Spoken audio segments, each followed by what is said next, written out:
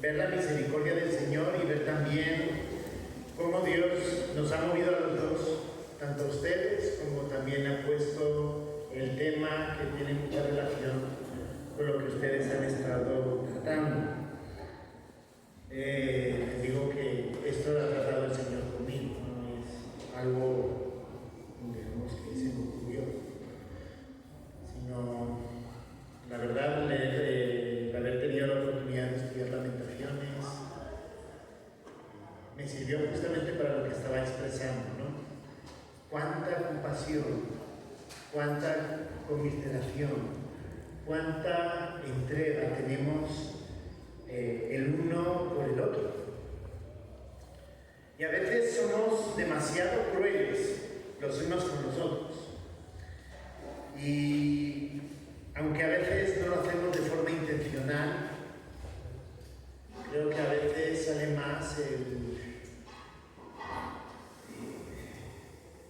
más el orgullo que el buscar el poder ayudar a los demás hermanos, ¿no?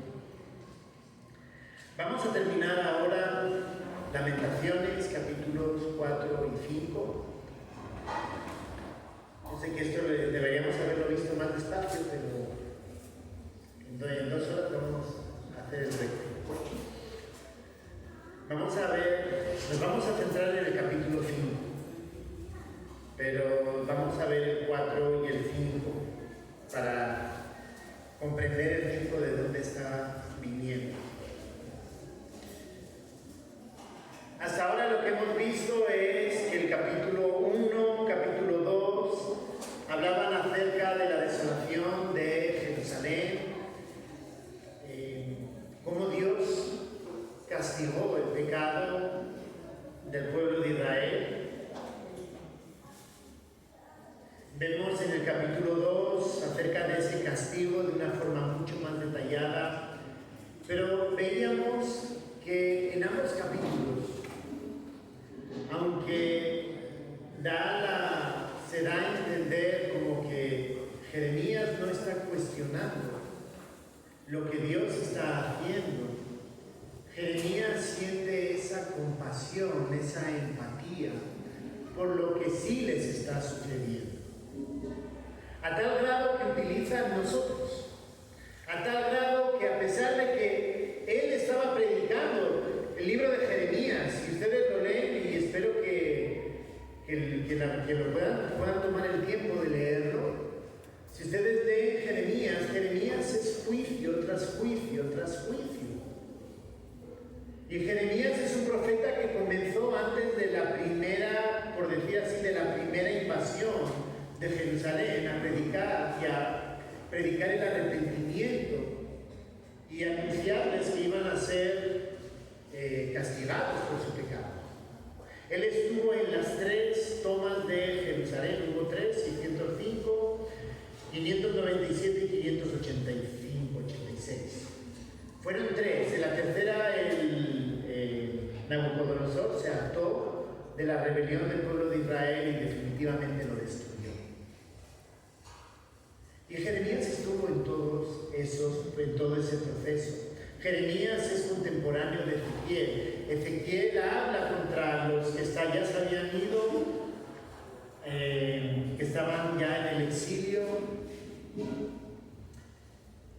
y les habla también acerca de la caída y que se dejen de pensar que no iban a ser conquistados, etcétera, que las noticias parecían buenas pero eran malas. Jeremías estaba diciendo exactamente lo mismo. Así que Jeremías no tenía la culpa. Jeremías no era, por decirlo de alguna manera, responsable, porque él sí estaba predicando la palabra que Dios le había dado acerca de la necesidad de arrepentimiento. Pero incluso en medio de esa situación hemos visto que él se siente identificado con ese pueblo pecador. Y no solamente se siente identificado, sino siente tristeza por el pecado del pueblo, algo que necesitamos aprender como iglesia. Veíamos que en medio de esa aflicción, en medio de esa pena por el pecado, Jeremías comprende y predica la esperanza en medio de las circunstancias. Él sí ve las dificultades, él sí ve las consecuencias, pero él enseña y él le recuerda que hay esperanza, incluso en medio del pecado. Acabamos de cantar ahora, es Jeremías 3:26. Bueno es esperar en silencio la salvación de Jehová.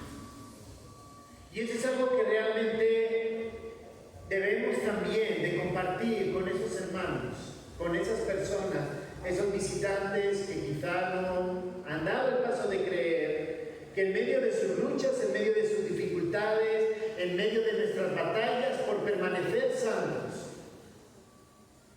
podemos encontrar esperanza en el Señor. El cristianismo, a diferencia de muchas religiones, es una religión, voy a ponerle el título de religión, es una religión de esperanza.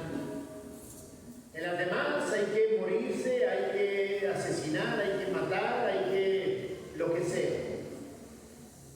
Y todavía no sabes si vas a lograr algo.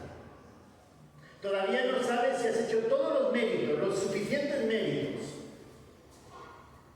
para poder tener esperanza. En cambio, el cristianismo, y lo vemos desde el Antiguo Testamento, el cristianismo es una religión, llamémoslo de esta manera, donde la esperanza es lo primero que debe de brillar en nuestras vidas para los demás. Estamos trabajando allá en el Liceo Maranata, en el Colegio Maranata. Muchachos, no todos están mal, pero sí hemos estado con muchachos donde el suicidio, o sea, no es que haya sido considerado, ya ha sido intentado. Y estamos hablando de muchachos con 10, 11 años, que se sentían gordas, que se sentían abandonados por la familia. Y pensar que tú y yo tenemos la esperanza, y que muchas veces no hacemos brillar esa esperanza. Ya no lo hacemos ni con el hermano que cae en pecado, que está luchando para animarlo a seguir adelante, a poder vencerlo y caminar en santidad. No lo hacemos con ellos, y mucho menos lo hacemos con la gente de la calle, con esa gente que realmente no tiene fe de esperanza.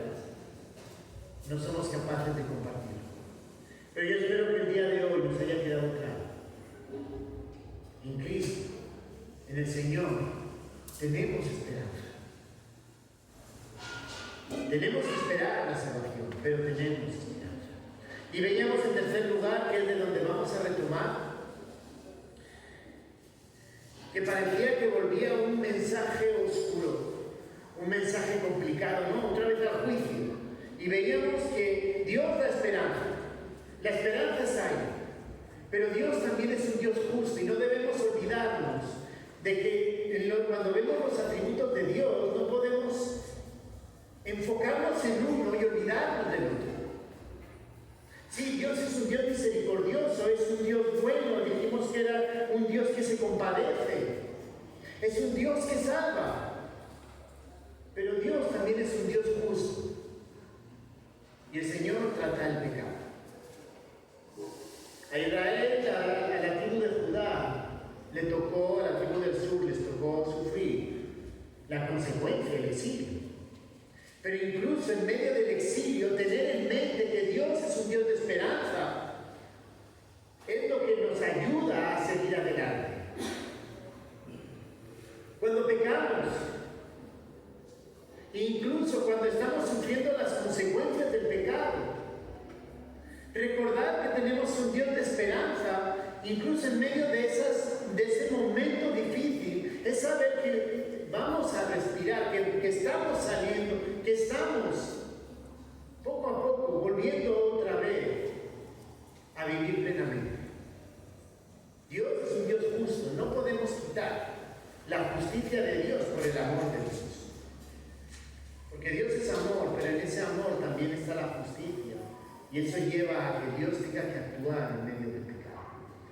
Pero incluso ahí, Dios es un Dios de esperanza. Lamentaciones, si se dan cuenta, pareciera que es queja tras queja tras queja.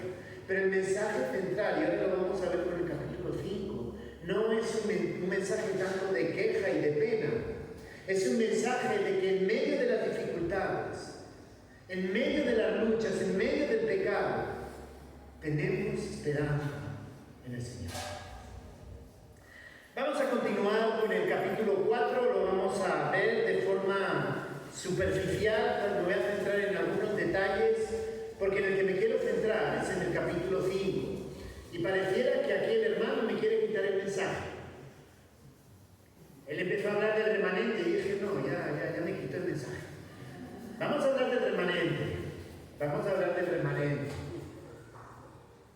Y vamos a ver exactamente, pues él ya dio la definición, ya nos explicó, pero vamos a ver cómo somos en cierto modo ese remanente en cada uno de nosotros en medio de nuestras luchas.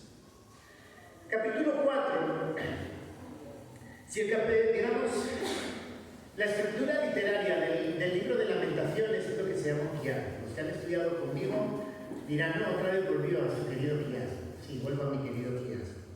Esa es una estructura literaria, típica de la cultura. Es como dentro de la poesía española tenemos ciertos parámetros, ciertos patrones, que cuando leemos poesía sabemos lo que es. Un soneto, etc., sabemos que es 4, 4, 3, 3, y tienen A, B, B, A, C, B. Espero que lo estudiaron en el colegio. Entonces, cuando hablamos de la literatura hebrea, el quiasmo es una estructura es particular, pero es muy repetida. Incluso en los evangelios se da esa estructura. Básicamente el quiasmo es como un sándwich donde el autor pone en paralelo ideas. Y entonces tenemos la idea del capítulo 1 de Lamentaciones y va en paralelo con la idea del capítulo 5 de Lamentaciones. El capítulo 2 de Lamentaciones va en paralelo con el capítulo 4. Uno habla del castigo, otro habla de la ira. Y el tercer, el centro, que sería el capítulo 3, que es donde me centré en la primera parte, es la idea principal, que es de donde partí. Lo vimos capítulo 1 y 2, pero nos centramos en el 3, que habla acerca de la reacción de Jeremías, pero vemos de la misericordia de Dios, incluso en medio del pecado, de la esperanza que hay. Así que Lamentaciones tiene esa estructura, y la idea central, si lo queremos ver, la enseñanza principal de Lamentaciones, y es sobre lo que nos vamos a basar para ver la segunda parte, es en esa esperanza. El capítulo 4 está en paralelo con el capítulo 2. Si el capítulo 2 habla del castigo, el capítulo 4 habla del enojo, de la ira del Señor. Versos del 1 al 11 son unas ideas que van en paralelo. Versos 1 y 2 van en paralelo con el 7 y el 8. Versos 3 y 5 van en paralelo con el 9 al 11, 9 y 10, perdón. Y el verso 6 va en paralelo con el 11. Es decir, está repitiendo la misma estructura 2 veces. Miren cómo comienza. ¿Cómo se ha ennegrecido el oro? Como el buen oro ha perdido su brillo. Las piedras del santuario están esparcidas por las encrucijadas de todas las calles. Los hijos de Sión, preciados y estimados más que el oro puro, ¿cómo son tenidos por vasijas de barro, obra de manos de alfarero? Creo que también esta mañana el hermano que estaba cantando mencionó también este pasaje. Aún los chacales dan la teta y amamantan a sus cachorros. La hija de mi pueblo es cruel como los avestruces en el desierto. La lengua del niño de pecho se pegó a su paladar por la sed. Los pequeñuelos pidieron pan y no hubo quien se lo repartiese. Los que comían delicadamente fueron asolados en las calles. Los que se criaron entre púrpuras se abrazaron a los estercoleros. Porque se aumentó la iniquidad de la hija de mi pueblo más que el pecado de Sodoma, que fue destruido en un momento sin que acamparan contra ella compañías.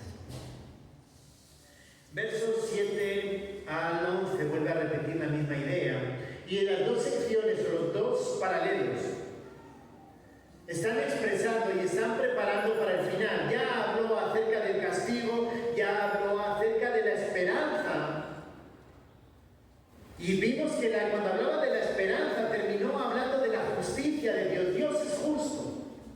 Dios tiene que actuar en medio del pecado. ¿Y cuál es la siguiente consecuencia? Vuelve con el capítulo 4 y sigue hablando acerca de la justicia de Dios. La justicia de Dios tiene que ver o se expresa, si lo queremos ver de esta manera, es que la calamidad es castigo de Dios. Es decir, todo lo malo que sucede es consecuencia del castigo de Dios. ¿Por qué? Porque Dios es un Dios justo que tiene que actuar en medio del pecado, pero es un Dios que produce esperanza incluso en medio de esa calamidad. Así que el capítulo 4 retoma la idea del 3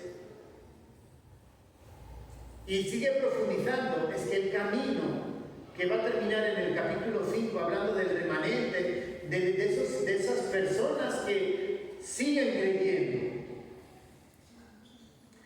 primero tiene que pasar por esa ira para purificarse, tiene que pasar por esa ira para que comprendan que el pecado es pecado frente a Dios. Si el capítulo 3 hablaba como un pueblo, ahora comienza a hablar como personas individuales. Si el capítulo 3 me hablaba de esperanza para el pueblo, capítulos 4 y 5 me va a hablar acerca de qué es lo que debe hacer cada persona de ese pueblo para poder ser perdonados.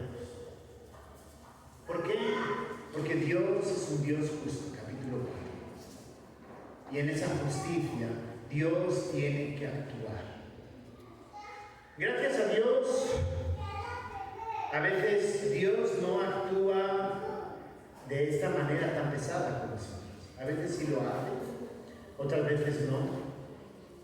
Pienso en Ananías y Zafira cuando mienten al Espíritu Santo, que les dice Pedro: mentisteis al Espíritu Santo, mueran. Yo no sé si alguna vez han pensado, y todas las mentiras que yo he dicho, gracias a Dios porque has tenido misericordia, y en medio de mis mentiras tú me has mantenido con vida. Porque en medio de mis pecados tú me has mantenido con vida. El castigo que Dios está aplicando a Israel es un castigo severo. Y alguno puede pensar, pero ¿por qué la severidad de Dios es tan fuerte? Hay un libro muy bueno que habla justamente acerca de esa severidad de Dios. ¿Por qué tienes que ser tan severo? ¿Por qué no puedes ser un poco más flojito? Tener compasión, pues llevarte al rey, llevarte a algunos príncipes y dejar al pueblo tranquilito, pues a ver si sale alguno bueno por ahí. Porque Dios es un Dios santo. Y cuando hablamos de lo que estamos viendo en Lamentaciones, debemos de tener presente ese atributo, ese carácter de Dios. Dios es un Dios santo. Es un Dios que aborrece el pecado. Es un Dios que lo que Él nos pide es lo que debemos de hacer. Por eso,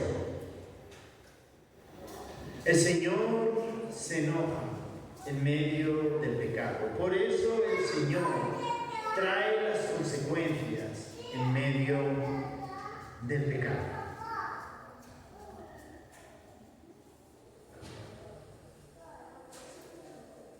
Versos del 12 al 20 nos describe, nos narra acerca de las causas del sitio, de por qué es lo que ellos sabían, en qué habían pecado. Y versos 21 y 22 comienzan otra vez el mensaje de esperanza. Miren lo que dice versos 21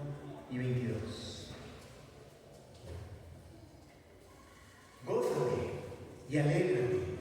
Hija de Edom, la que habitas en tierra de Uz, aún hasta ti llegará la copa, te embriagarás y vomitarás. Se ha cumplido tu castigo, oh hija de Sión.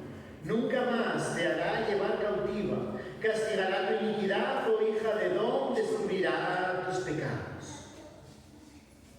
Alguno puede preguntarme, ¿y dónde está la esperanza ahí? Edom es el pueblo de Saúl, es el pueblo que surge del pueblo de Saúl, los edomitas. Los edomitas fueron los que traicionaron a Israel en medio de la conquista de Nabucodonosor. Y lo vemos en Ezequiel, Dios va a actuar contra los edomitas, los va a eliminar por su pecado.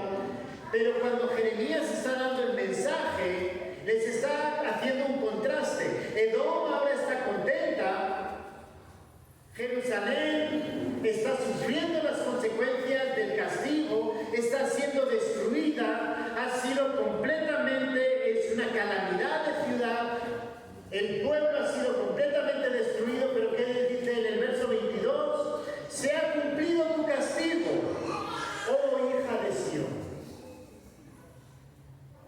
El capítulo 4 hemos dicho que está hablando de la ira de Dios contra el pueblo. Pero también volvemos a ver un mensaje de esperanza. Cada capítulo tiene su juicio, pero tiene su esperanza. Ya se ha cumplido o se va a cumplir tu castigo. Le quedan 70 años todavía de exilio, pero el juicio ya ha sido ejecutado. Ya han sido llevados fuera de la tierra prometida para dar el descanso que debían de dar. ¿Y cuál es el mensaje del capítulo 4? O lo que nos está enseñando el verso del capítulo 4 es que va a haber esperanza para el pueblo. Si retomamos de lo que estábamos hablando acerca de cómo llevar este mensaje a la iglesia, capítulo 4 nos habla de que cuando hay Dios juzga, cuando Dios trata el pecado. Lo voy a poner con esas palabras porque igual alguno me dice juzga, suena muy duro, suena muy fuerte, pero es la realidad. Dios juzga nuestro pecado, Dios trata nuestro pecado. Hemos dicho hay esperanza, y quizá ahora nos pongamos tristes, quizá ahora suframos, quizá ahora pasemos vergüenza. No, y ahora qué pensarán los hermanos de mí. ¿Ahora qué dirán? ¿Volverá a haber confianza? Pensemos en Jerusalén. Ay, ¿cómo es ese pueblo? Dios, ¿tú quieres seguir teniendo ese pueblo? Miren lo que te ha hecho. Miren cómo te abandonó. ¿Y lo quieres seguir teniendo? Las palabras del Señor son claras. Se ha cumplido tu castigo. Oh, hija de Sión, nunca más te haré llevar cautiva.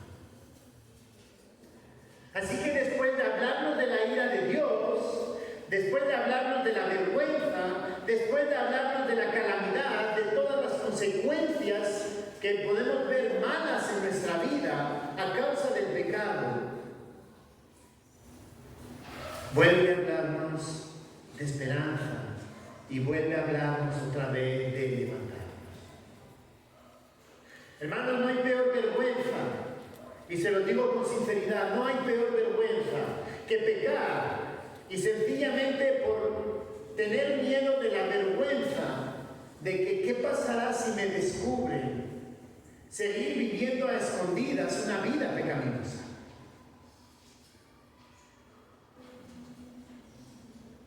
Dios, el juicio de Dios puede ser duro. El juicio de Dios puede ser difícil. Pero hermanos, que hay algo que, y volvemos otra vez a lo de antes, hay algo que no debemos de olvidarnos, es que el que nos restaura es el Señor. El que va a volver a poner nuestra cara en alto es el Señor.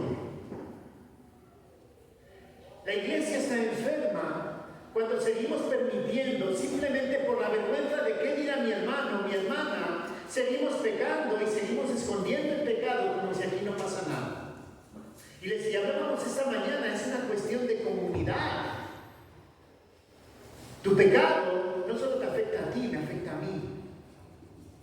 Obviamente Dios va a tratar el pecado contigo, pero como cuerpo, como les ponía el ejemplo de esta mañana, aquí me golpeó y me dolió todo el cuerpo. El juicio que Dios da contra Israel es un juicio severo, pero es un juicio que tiene el fin de volverlo a restaurar, de volverlo a ensanchar. Cuando Dios nos trata el pecado con cada uno de nosotros, no es para humillarnos, no es para decirnos eres un inútil y ya no sirves para nada, sino justamente es para volvernos a tratar, para volvernos a levantar y para comprender que dependemos constantemente del Señor. La calamidad de nuestras vidas es una manera en la que Dios captura nuestra atención para volvernos a centrar en Él. Y con esto comienza el capítulo 5. La respuesta del remanente es lo que nos habla Lamentaciones, pero yo le voy a poner la respuesta de cada uno de nosotros. La respuesta de cada creyente que realmente comprende quién es el Señor. La respuesta de cada uno que comprende el carácter de Dios y vive de acuerdo a su propósito. Dice capítulo 5, verso 1. Acuérdate, oh Jehová, de lo que nos ha sucedido. Mira y ve nuestro oprobio. Nuestra heredad ha pasado a extraños, nuestras casas a forasteros. Huérfanos somos sin padres, nuestras madres son como viudas. Nuestra agua bebemos por dinero, compramos nuestra leña por precio. Padecemos persecución sobre nosotros, nos fatigamos y no hay para nosotros reposo. Al egipcio y al asirio extendimos la mano para saciarnos de pan. Nuestros padres pecaron y han muerto, y nosotros llevamos su castigo. Siervos se enseñorearon de nosotros, no hubo quien nos librase de su mano. Con peligro de nuestras vidas traíamos nuestro pan ante la espada del desierto. Nuestra piel se ennegreció como un horno a causa del ardor del hambre. Violaron a las mujeres de Sion, a las vírgenes en las ciudades de Judá. A los príncipes colgaron de las manos, no respetaron el rostro de los viejos. Llevaron los jóvenes a moler y los muchachos desfallecieron bajo el peso de la leña. Los ancianos no se ven más en la puerta. Los jóvenes dejaron sus canciones. Cesó el gozo de nuestro corazón. Nuestra danza se cambió en luto. Cayó la corona de nuestra cabeza. Ay ahora de nosotros, porque pecamos. Por esto fue entristecido nuestro corazón. Por esto se entenebrecieron nuestros ojos. Por el monte de Sión que está asolado, zorras andan por él. Esta primera parte es la oración de remanente. De aquellas personas que están diciendo por culpa de nuestros padres, por el pecado de nuestros padres, nosotros nos mantuvimos fieles al Señor. Miren las consecuencias del pecado del pueblo, de esos padres que se olvidaron de Dios. Las consecuencias son terribles, ellos lo miran, dice, básicamente, Judá, Jerusalén, fue totalmente aniquilado, no respetaron a nadie, se aprovecharon. Nosotros somos tu pueblo, mira a los otros que no creen en ti, mira lo que hicieron, lo que permitieron, lo que tú permitiste. Señor, si lo queremos poner con una pregunta, ¿por qué? ¿Por qué pasó esto? El remanente quiere ser recordado. Aquellos que se mantuvieron fieles, aquellos que comprendieron quién era Dios, que Dios no se olvide de lo que ellos o en lo que ellos realmente creyeron, que fue en el Señor. Hermanos, esto es una invitación. Está recordando, Señor, bueno, no todos se depravaron completamente. Hay gente que en medio de la aflicción sí se ha arrepentido y sí está buscando al Señor.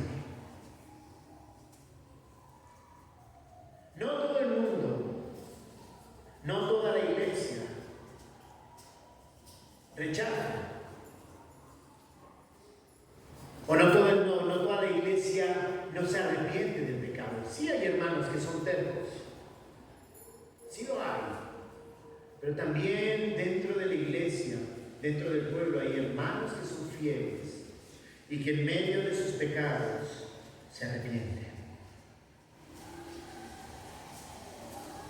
Jeremías está recordando y le está recordando al Señor: acuérdate en medio del pecado del pueblo, acuérdate que sigue habiendo personas que son fieles, que han perseverado en ti y que quieren seguir adelante. Hay personas que en medio del pecado han sufrido. Verso 17: por esto fue entristecido nuestro corazón, por esto se entenebrecieron nuestros ojos. ¿Por qué están pidiendo ser recordados? ¿Por qué esta parte del pueblo está pidiendo ser recordada?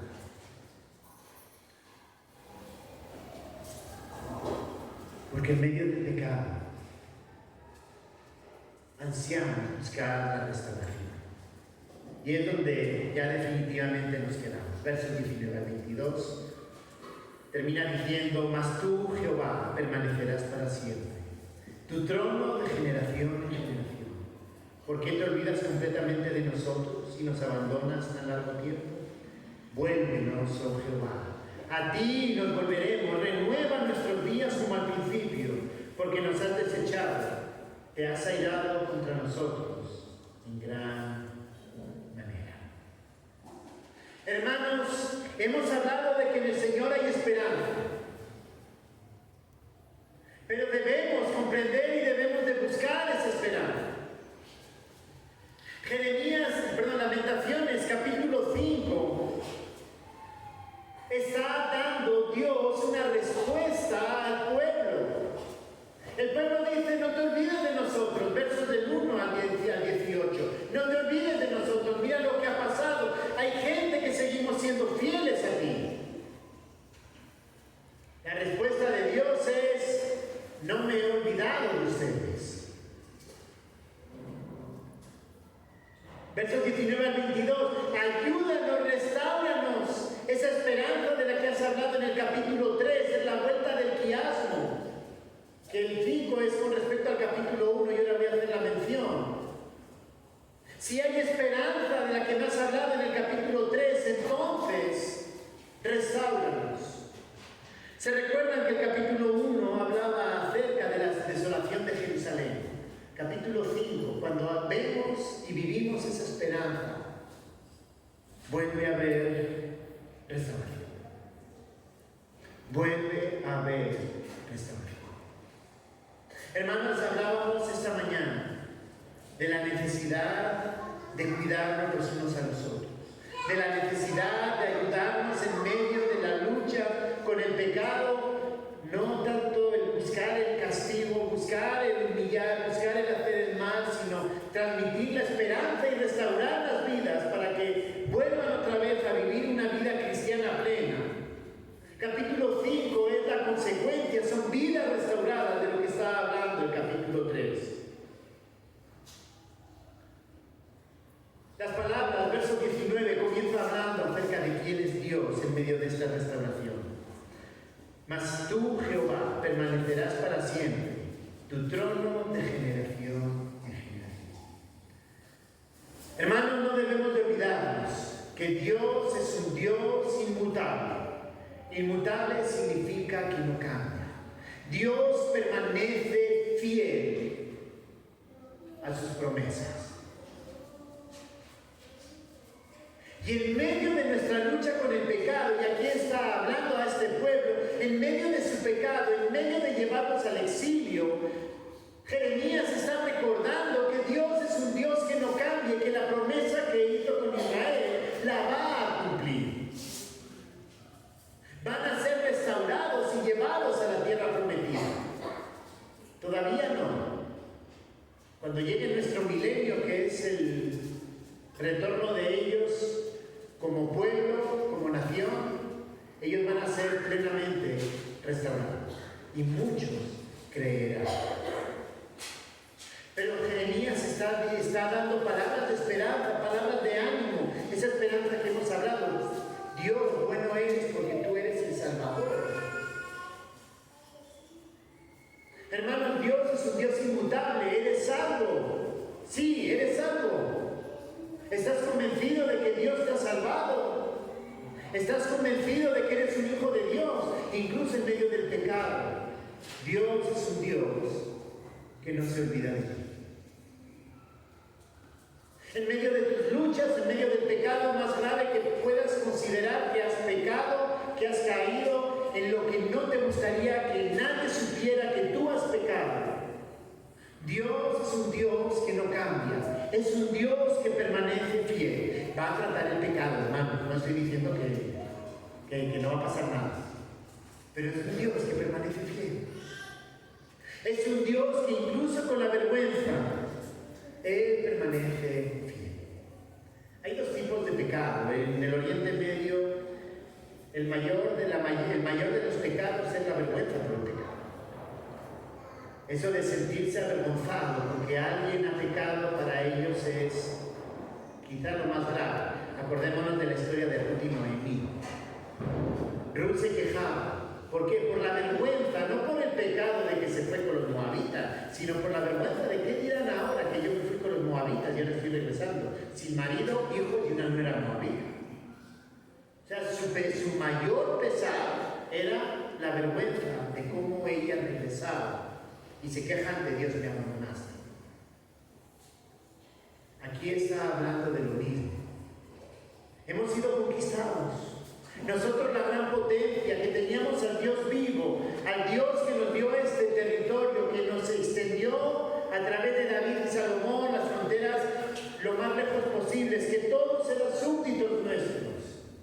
Ahora sufrimos la vergüenza de que ahora somos nosotros los súbditos de ellos. ¿Pero qué dice? Mas tú, Jehová, permanecerás para siempre. ¿Tienes vergüenza por algún pecado? ¿Tienes miedo de que si se enteran, el qué dirá? Dios es un Dios que permanece fiel, incluso cuando cometemos el pecado más vergonzoso para cada uno de nosotros. Dios permanece fiel y nos restaura. Dios permanece fiel, ¿por qué? Porque su trono es de generación en generación. Y si somos hijos suyos, Dios te perdona. Dios te perdona el pecado, Dios te perdona la vergüenza. Hermanos, no tenemos excusas para seguir escondiéndonos en el pecado por el que dirán. Lo que tenemos que hacer es tener valor y salir adelante. Tener valor y confesar. Tener valor y asumir las consecuencias.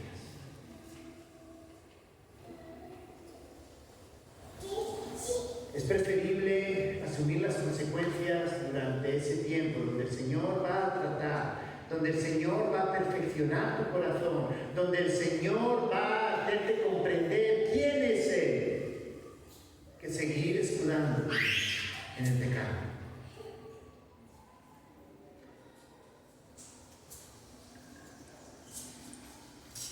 Dios no se olvida de nosotros. A veces nos llega la pregunta, como en el verso 20, ¿por qué te olvidas completamente de nosotros y nos abandonas tan largo tiempo? Pero seamos honestos, esta queja que está haciendo el pueblo Es una queja que no tiene sentido. Ellos están diciendo, la culpa la tienen los demás. Pero Dios tuvo que actuar en medio de ese pecado. ¿Dios se ha olvidado? No. Dios te sigue teniendo. Dios te sigue cuidando. Dios te sigue sosteniendo. Dios sigue teniendo misericordia.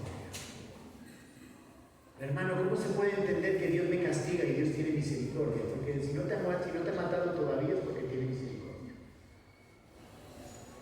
Porque la paga del pecado es muerte. Si Dios no te ha quitado la vida, es porque Dios está esperando de cada uno de nosotros que nos arrepintamos de ese pecado. Quiero terminar con el verso 21. Hemos hablado de esperanza. Hemos hablado de la necesidad de regresar. Hemos hablado de que Dios nos sigue sosteniendo, de que Dios sigue acordándose de nosotros en medio de nuestro pecado, en medio de nuestras luchas.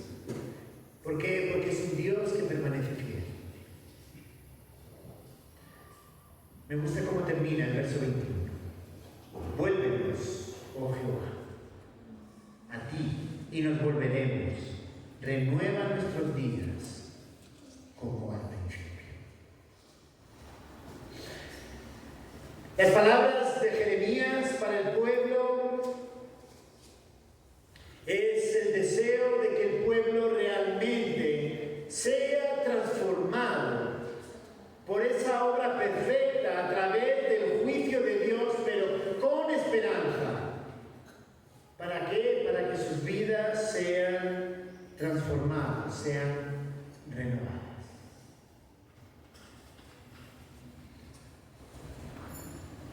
Les decía al principio, Jeremías tenía todo el derecho de llamarles inútiles, tontos y todas las palabras que se les puedan ocurrir. Decirle, yo ya se los dije. Ustedes son necios que no quisieron entender el mensaje. Jeremías podía haberles echado en cara que no escucharon su mensaje de juicio. Pero las palabras de Jeremías no en Lamentaciones son palabras de esperanza. Son palabras del deseo de que cada uno de ese pueblo sea transformado, sea cambiado, sea renovado a través del juicio y a través de la esperanza. Hermanos, en medio de la iglesia, Dios, como hemos dicho al principio, Dios nos busca en humillarnos. Dios quiere que a través del juicio, a través del castigo, tú y yo seamos renovados. Dios no quiere que sigamos siendo lo que somos. Dios no quiere que sigamos teniendo los pensamientos que tenemos. Muchos pensamientos perversos, que los que estamos casados aún ni queremos que lo sepan nuestro cónyuge. A veces uno dice, mejor, qué bueno que se queda aquí en la cabecita y no sale. Porque a veces salen ideas bien extrañas de nuestra cabeza. Pero Dios lo que quiere es que tú y yo seamos transformados, seamos renovados. ¿Por qué Dios juzga? ¿Por qué Dios castiga? ¿Por qué Dios se aira contra el pecado? No porque te odie. No porque le caigas mal y te diga, esta persona no me sirve. Dios trata con cada uno de nosotros porque quiere que tú y yo seamos transformados. Y en la medida que nosotros nos dejemos transformar, el juicio va a ser más fuerte, más suave. Estoy con una persona y Dios tuvo que actuar duramente con ella. Pero duramente. Ya habíamos hablado previamente de muchas cosas. Y al final fue decir, Señor, está en tus manos. Cuando volvemos a retomar las conversaciones, volvemos a sentarnos a hablar, él me dice, Íñigo, tenía razón. también me alegro por lo que he pasado, porque me ha hecho comprender mejor quién es. Que es vergonzoso por lo que pasó, sí. Que mi deseo no hubiera sido que no hubiera pasado por ahí también. Pero en la medida que nosotros nos dejemos transformar, en la medida que nosotros nos renovamos y nos volvemos viviendo de la esperanza en medio de nuestras luchas, en medio de nuestros pecados, Dios va a ir trabajando nuestro carácter. Por cierto, cuando hablé antes de Efesios capítulo 6, era Gálatas capítulo 6, cuando hablaba acerca de que somos llamados a renovar, a ayudar a los demás. Efesios capítulo 4 nos habla de crecer a la estatura de Cristo. La forma en que tú y yo crecemos a la estatura de Cristo es cuando Él va trabajando cada área de nuestra vida. Cuando Él saca ese pecado que está allí enquistado y lo trata. Y en la medida que Dios va tratando esos quistes que están encima en la superficie, luego tiene que ir trabajando los quistes que están un poquito más profundos. Y cada vez un poquito más profundos. ¿Duele? Sí. ¿Qué vemos en Lamentaciones? Vemos a Jeremías dolido, vemos al pueblo sufriendo, dolido. Pero en medio del dolor, en medio del sufrimiento, ellos tienen un panorama claro. En Dios hay esperanza. Y en Dios Él nos va a renovar. Él nos va a ayudar.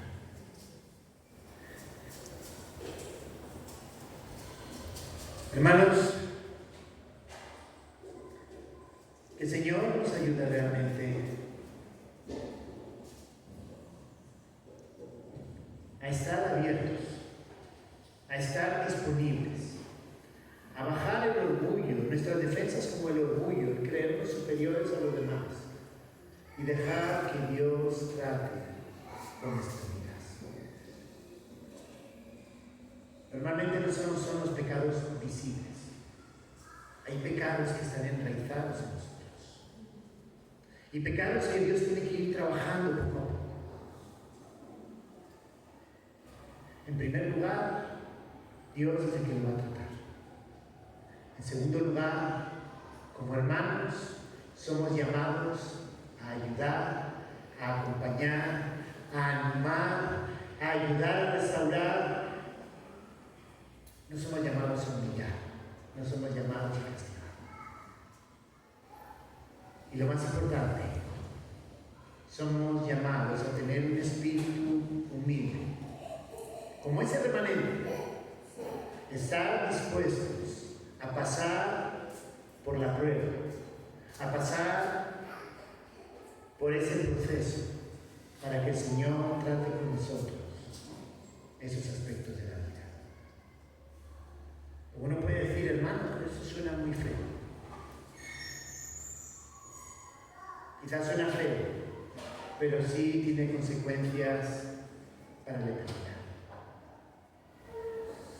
Imagínense, Dios tratando, Dios renovándonos, Dios transformando nuestras vidas, pareciéndonos cada día más a Cristo. Dios conociendo la misericordia de Dios, pudiendo mostrar la misericordia de Dios a otros, pudiendo mostrar el amor de Dios a otros, pudiendo mostrar cómo el carácter de Dios nos hace mejores personas que lo que se vive allá afuera.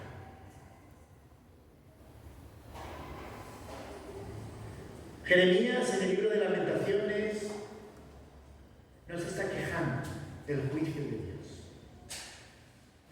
Jeremías lo que está expresando es que en medio del juicio tenemos esperanza. Cuando Dios trata el pecado y nosotros nos sujetamos y nosotros acompañamos y nosotros ayudamos, Dios se glorifica en nuestras vidas. Que el Señor nos ayude. Oremos. Gracias, bendito Señor.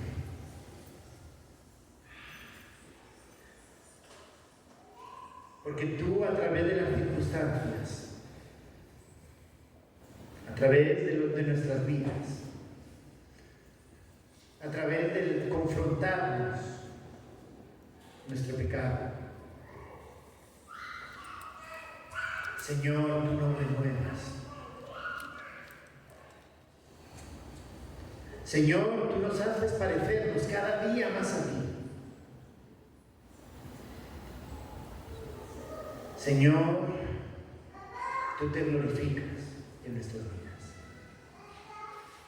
Señor, ayúdanos a ser un cuerpo humilde, donde entre todos nos edificamos, donde entre todos nos vamos transformando, nos vamos pareciendo más a ti. Y Señor, que a través de esas vidas transformadas, las personas que no te conocen puedan ver y un día experimentar esa misma transformación. Señor, la liberación del pecado. Señor, qué dicha es ver en Lamentaciones no solamente la queja, no solamente el decirle o pensar como que Dios está actuando de manera injusta con el pueblo, porque no lo está haciendo, sino ver, Señor, cómo tú utilizas esos medios para trabajar las vidas de cada uno de tus hijos. Señor, ayúdanos a vivir y expresar esta esperanza. Señor, ayúdanos a ser humildes y reconocer nuestros pecados.